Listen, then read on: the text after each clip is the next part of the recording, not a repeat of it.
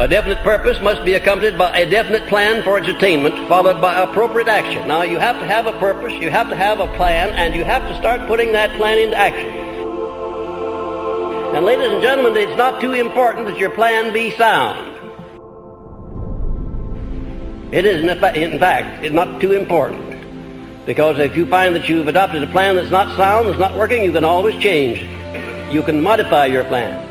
But it is very important that you be definite about what it is you're going after, what your purpose is. That must be very definite.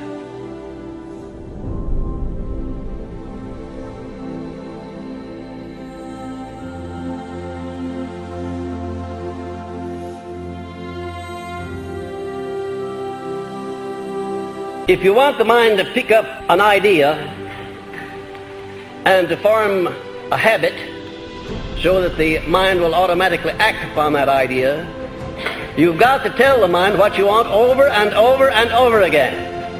No end to it.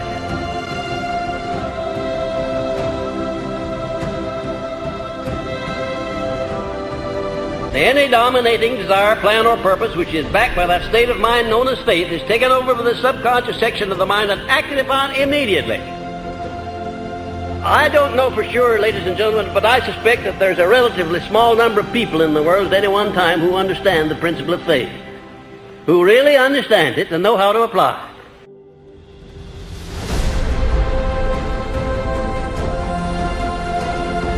And even if you do understand it, if you don't back it up with action and make it a part of your habit life, you might just as well not understand it. Because faith without deeds is dead. Faith without action is dead. Faith without absolute positive belief is dead.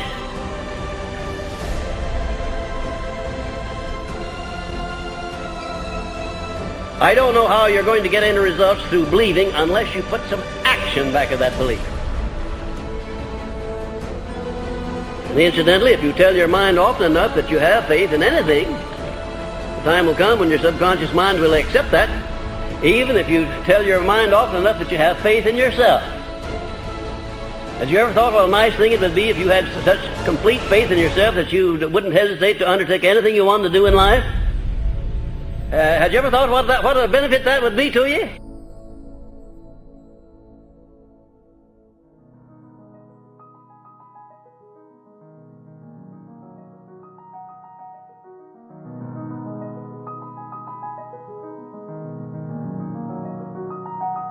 If you would sit down and put an hour-by-hour account of the actual work that you put in each day for 1 week, and then an hour-by-hour account of the time that you waste that you could devote to anything you want to if you wanted to, badly enough, you're going to get one of the shocks of your life. We're not efficient. You know, we have about 8 hours to sleep and about 8 hours to earn a living, then have 8 hours of free time that you can do anything that you want to with here in this country where we live.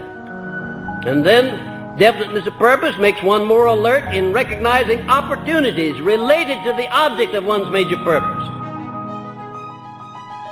And it inspires the courage to embrace and act upon those opportunities. And now, we all see opportunities almost every day of our lives, which, if we embraced them and acted upon them, could benefit us.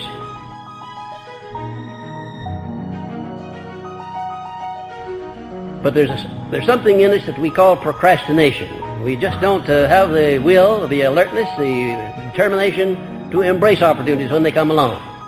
But if you condition your mind with this philosophy, you'll not only embrace opportunities, but you'll do something better. What could you do better than embrace an opportunity? Make the opportunity. That's the idea.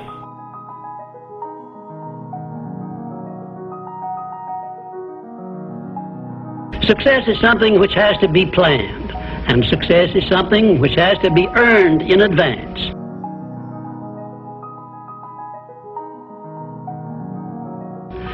True, there is such a thing as luck, but just remember that luck is something you can create for yourself if you know the rules and follow them just as I give them to you.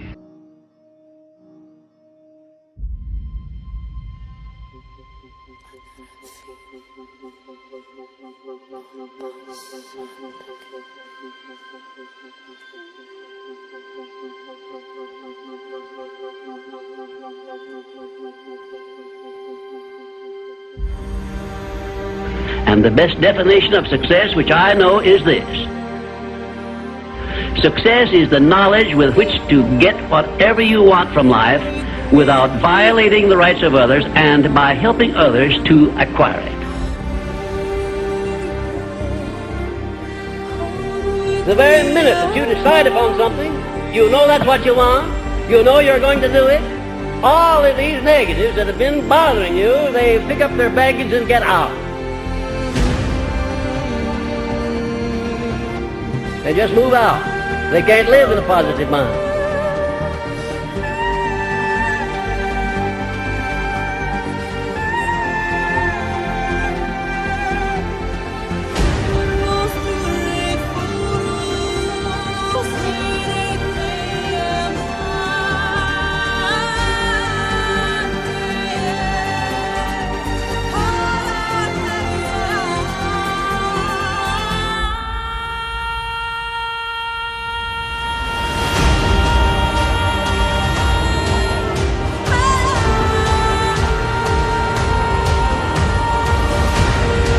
Can you imagine a negative frame of mind and a positive frame of mind occupying the same space at the same time? Could you imagine that? No, you can't, because it can't be done.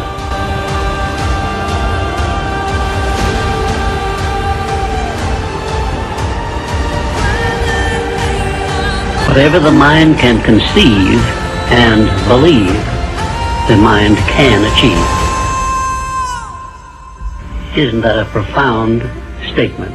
You will notice that it says nothing about the need for education, but simply that whatever your mind can conceive and believe, your mind can achieve. Now, if you want evidence that the mind can achieve whatever the mind can conceive without the benefit of formal education, you only have to remember that Thomas A. Edison conceived the idea of becoming an inventor and lived to become the world's greatest scientist in the field of invention, with only 3 months of common school education.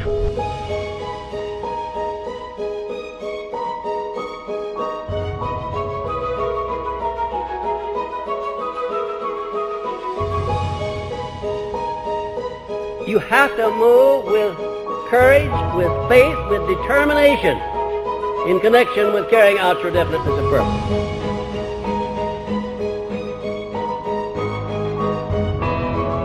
Nothing works the first time. When you try something new, it probably won't work. When you try something new several times, it probably won't work. And the turning point in my life came when I would hear good ideas, and I was so eager to be successful in selling. I would run out and try the ideas, and they wouldn't work. I'd try a way of getting an appointment or answering an objection or closing a sale. It wouldn't work. And my natural response, and I think just to be disappointed. And then I realized nothing works, at least the first few times.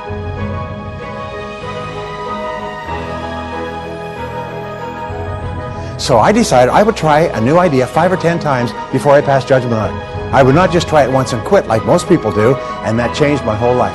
It was a turning point in my life because I realized from then on, if you've got a good idea and you've got a good goal and you want to double your income and improve the quality of your life and you have to try new things in order to get new results, it's not going to work the first time. So you say, well, that didn't work, try something else and try something else and try something else.